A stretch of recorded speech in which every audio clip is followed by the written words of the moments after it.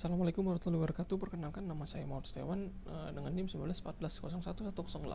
Nah, di sini saya akan menjelaskan tentang COVID-19 before and after pandemic. Nah, COVID sini ada remote audit. Remote audit adalah audit yang dilakukan sebagian atau seluruhnya di luar lokasi. Atau lebih jelasnya, audit yang dilakukan dengan cara jarak jauh. Nah, berkembangnya COVID-19 serta adanya pembatasan perjalanan di seluruh dunia, maka akan terbitlah sebuah peraturan yang jika ada keperluan mendesak barulah kita dapat keluar. Nah, jadi remote audit adalah alternatif lain sebagai pengganti audit tradisional. COVID-19 yaitu adalah kerangka panduan tata kelola TI atau bisa disebut sebagai toolset pendukung yang bisa digunakan untuk menjembatani gap antara kebutuhan dan bagaimana teknis pelaksanaan pemenuhan kebutuhan suatu perusahaan. Nah, pandemi COVID-19 telah menunjukkan bagaimana risiko yang tidak diketahui dengan meningkatnya elemen ketidakpastian. Jadi hal ini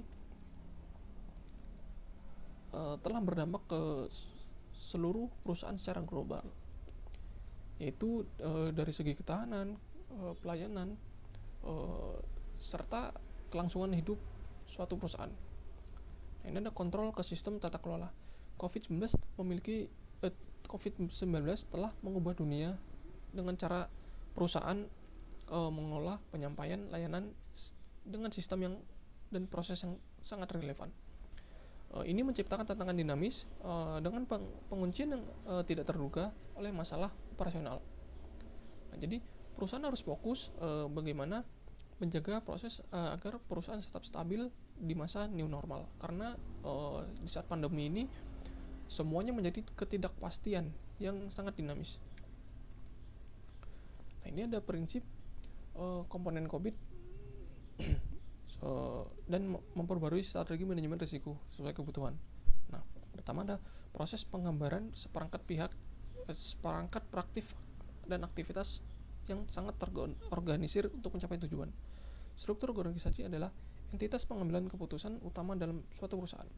Prinsip kebijakan dan kerangka kerja itu menerjemahkan perilaku yang diinginkan untuk manajemen sehari-hari. Informasi merasap ke seluruh organisasi yang mencakup semua informasi yang dihasilkan dan digunakan oleh sebuah perusahaan. Budaya, etika, dan perilaku sering diremehkan, tetapi inilah menjadi faktor keberhasilan tata kelola dan manajemen. Orang, keterampilan, dan kompetensi diperlukan untuk menentukan keputusan yang baik. Nah, jadi diperlukan orientasi karyawan agar pelatihan reguler untuk bekerja di lingkungan dan situasi baru akibat dampak COVID-19.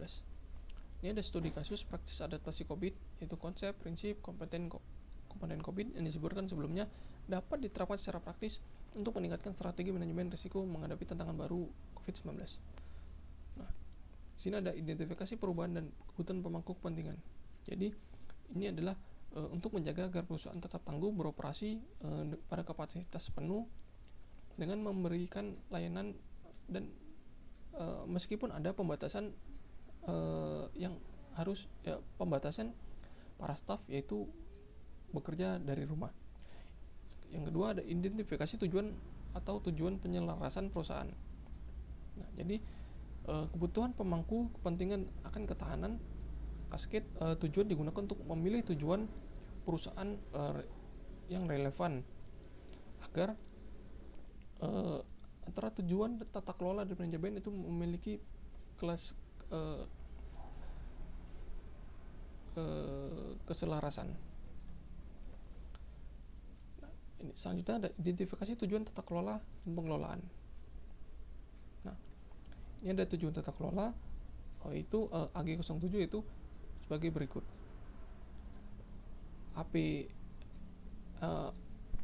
Alec Plan and Organization atau APO 12 Manage Risk, APO 13 keamanan terkelola, membangun, memperoleh, dan menerapkan BAI atau BI10 konfigurasi terkelola.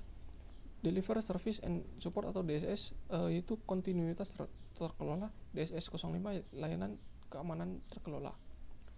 Nah, ini prioritaskan dan pilih komponen COVID yang akan digunakan. Jadi perusahaan harus memutuskan untuk meningkatkan proses yang berkaitan dengan DSS 04.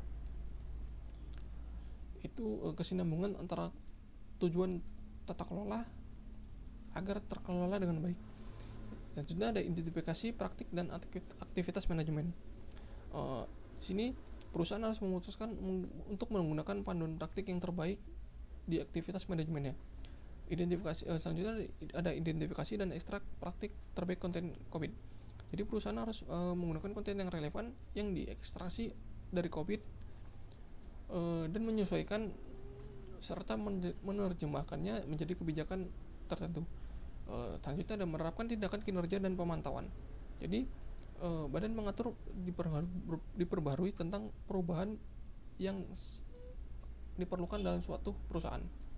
Jadi kesimpulannya, krisis COVID telah mempercepat adaptasi teknologi di seluruh dunia, baik perusahaan kecil maupun perusahaan yang besar. Jadi masa krisis atau masa pandemi, penggunaan teknologi sangat meroket, di mana hampir seluruh dunia orang bekerja dari rumah.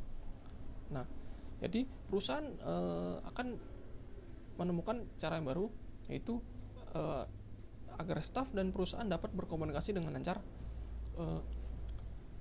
walaupun terdampak pandemi COVID. Jadi di sini intinya remote audit itu adalah alternatif untuk melakukan audit tradisional, yaitu audit yang datang langsung ke suatu perusahaan. Jadi remote audit ini jika diperlukan dengan situasi yang sangat genting bisa dipakai, tapi jika tidak pun tidak perlu.